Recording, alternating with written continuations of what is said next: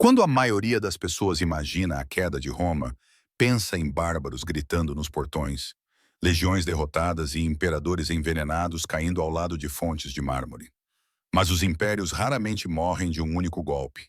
Eles se deterioram por dentro, lentamente, silenciosamente, até que o centro não consegue mais se sustentar. E o veneno que penetra mais profundamente é quase sempre o dinheiro. Roma não desapareceu apenas por causa da invasão ou da corrupção. Ela definhou porque a sua moeda perdeu o significado. A história desse colapso não é apenas história antiga. É um aviso que ainda ressoa sob todas as economias modernas que acreditam que podem enganar os seus próprios cidadãos e escapar do custo. Durante séculos, a força do império foi cunhada em metal, o denário de prata. Cunhado pela primeira vez pouco mais de 200 anos antes de Cristo, brilhava com pureza e confiança. Os soldados recebiam-no como prova de serviço. Os comerciantes aceitavam-no como prova de honestidade. As famílias guardavam-no como prova de que o amanhã ainda existiria. A moeda era mais do que um pagamento. Era a fé tornada visível. Enquanto os romanos acreditavam no seu império, acreditavam na sua moeda. Mas a crença por si só não podia construir estradas nem alimentar exércitos. Um império consome riqueza com a mesma certeza com que a acumula. As legiões tinham de ser pagas, as fronteiras defendidas, os aquedutos reparados e guerras intermináveis financiadas. No século II, esses custos começaram a afogar até mesmo o vasto tesouro romano. Então, os imperadores recorreram a um truque antigo e perigoso, a desvalorização. Em vez de aumentar os impostos, o que provocaria rebeliões, diluíram silenciosamente o teor de prata do denário. Uma pequena mudança no início. Sob Augusto, no alvorecer do Império, a moeda era quase prata pura. 200 anos depois, durante o reinado de Caracalla, o seu núcleo era metade bronze. Em meados do século III, sob Galieno, apenas uma moeda em cada 20 era realmente de prata. O resto era lavagem e ilusão. As pessoas perceberam, elas sempre percebem. O peso parecia errado, o brilho era intenso demais. Os comerciantes exigiram mais moedas pelas mesmas mercadorias. Os preços subiram não porque a ganância tivesse aumentado, mas porque a confiança havia diminuído. Uma medida de trigo que antes custava um único denário, logo passou a exigir punhados. Os soldados exigiram salários mais altos, os comerciantes recusaram moedas desvalorizadas e os aldeões voltaram à troca. A força vital do império, o comércio, começou a coagular. Os imperadores responderam com mais do mesmo. Cada novo governante esperava que a quantidade disfarçasse a perda de qualidade. Mas a inflação se alimenta da negação. Quanto mais moedas cunhavam, menos cada uma valia. Roma entrou numa espiral que os historiadores mais tarde chamaram de crise do século XIII. Entre os anos 235 e 284 d.C., o caos reinou. As pragas reduziram a população. Guerras civis dividiram as províncias. Imperadores surgiam e caíam mais rápido do que as estátuas podiam ser esculpidas. Por trás do espetáculo, havia um tesouro vazio e uma moeda sem valor. Os agricultores abandonaram os seus campos em vez de pagar impostos com uma moeda desvalorizada. As rotas comerciais desmoronaram. Os mercados ficaram em silêncio. O governo tentou medidas desesperadas. Controle de preços, trabalho forçado, produção obrigatória. Mas a doença estava no próprio dinheiro. Quando o valor morre, a lei não pode ressuscitá-lo. Um imperador, Diocleciano, tentou deter a queda livre. Nos primeiros anos do século IV, ele emitiu o edito sobre preços máximos, fixando o custo de mais de 1000 bens, do trigo aos salários, sob pena de morte. Mas o preço não pode ser controlado quando a confiança já se foi. Os mercados passaram a ser clandestinos, com uma economia paralela a prosperar, onde a oficial entrou em colapso. A lição foi brutal e simples. Um decreto não pode consertar uma moeda quebrada. Por fim, a moeda antiga foi abandonada.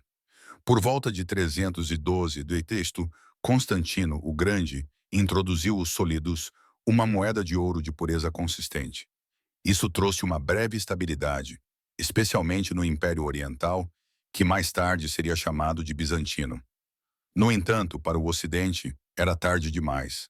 O esvaziamento já havia atingido o núcleo.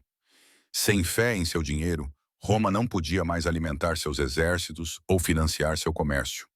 As estradas deterioraram-se, as fronteiras tornaram-se difusas e o império que outrora se estendia pelo mundo conhecido começou a desmoronar-se fio por fio. A queda de Roma não foi um estrondo, mas um lento colapso da confiança. As suas moedas ainda ostentavam os rostos dos imperadores, mas o seu brilho escondia o vazio. A deterioração da moeda foi apenas um fio na grande tapeçaria do declínio, mas foi o mais afiado, cortando a ilusão de permanência. A lição, se ouvir com atenção, ainda ecoa através do tempo. Quando o dinheiro perde a verdade, tudo o que foi construído sobre ele, leis, exércitos, impérios, segue logo atrás. Séculos se passaram, mas o padrão nunca desapareceu. Todos os impérios que pensaram que podiam enganar a aritmética acabaram por ter o mesmo fim.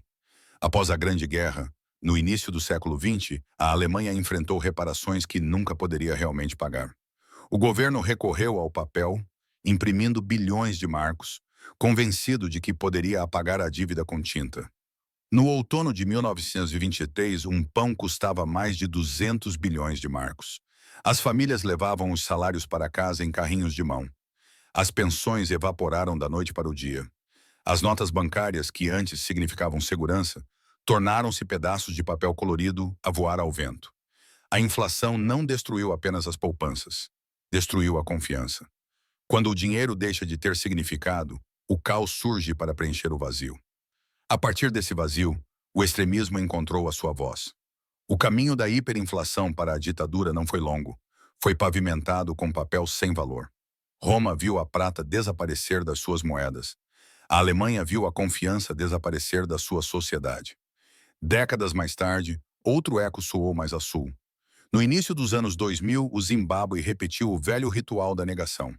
Enfrentando colheitas cada vez menores e dívidas crescentes, os seus governantes imprimiram dinheiro mais rápido do que as colheitas podiam crescer.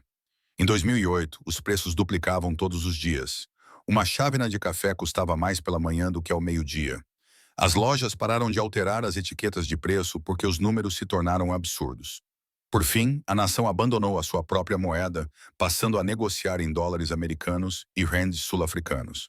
Mais uma vez, um governo tentou controlar o valor por decreto e perdeu.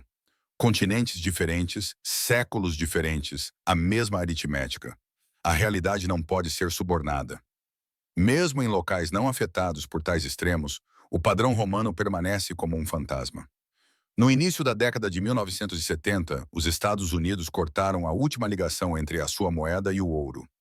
A decisão do presidente Nixon acabou com a âncora tangível do dólar, transformando-o no que os economistas chamam de moeda fiduciária, valor sustentado apenas pela confiança.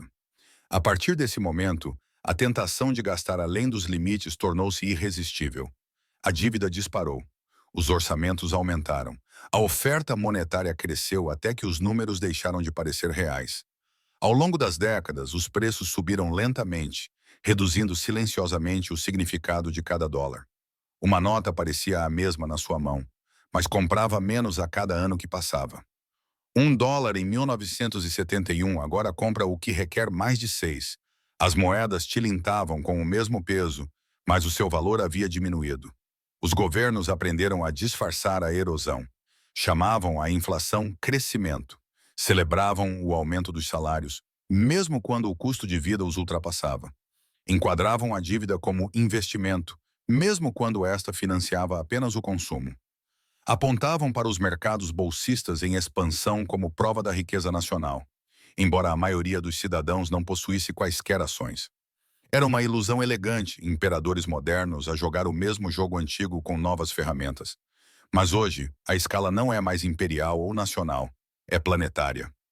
O mundo funciona com promessas em papel e entradas digitais, com bancos centrais dispostos a conjurar trilhões ao primeiro sinal de crise. Todas as nações são Roma agora, cunhando confiança em vez de prata. E como antes, o fardo não recai sobre aqueles que escrevem as regras, mas sobre aqueles que vivem sob elas. Os trabalhadores, os poupadores, os aposentados, cujos rendimentos se dissolvem silenciosamente na maré da inflação. O padrão persiste porque agrada ao poder. Imprimir dinheiro dá a sensação de controlo, adia a dor, compra aplausos, mas cada acerto de contas adiado acumula juros. Os governantes de Roma aprenderam isso quando a sua prata se transformou em pó. Podemos aprender isso quando os nossos ecrãs exibirem números que já não correspondem a nada real. Então, que lições sobrevivem às ruínas? Primeiro, a inflação não é um acidente. É uma política. Um imposto invisível que não poupa nenhum império por muito tempo. Segundo, a riqueza real nunca é papel. É o que permanece valioso quando o papel queima. Terra, habilidades, ferramentas, empresas que produzem, não apenas prometem. E terceiro, a estabilidade nunca é garantida. Os romanos do primeiro século teriam rido da ideia de que as suas moedas pudessem se tornar sem valor. Os alemães de 1913 teriam zombado da ideia de carrinhos de mão cheios de dinheiro. Os zimbabuenses da década de 1980 acreditavam que a independência significaria prosperidade. Cada um acreditava que o seu dinheiro era eterno. Cada um estava errado. O ritmo da história é constante. O colapso começa lentamente, depois chega de uma só vez.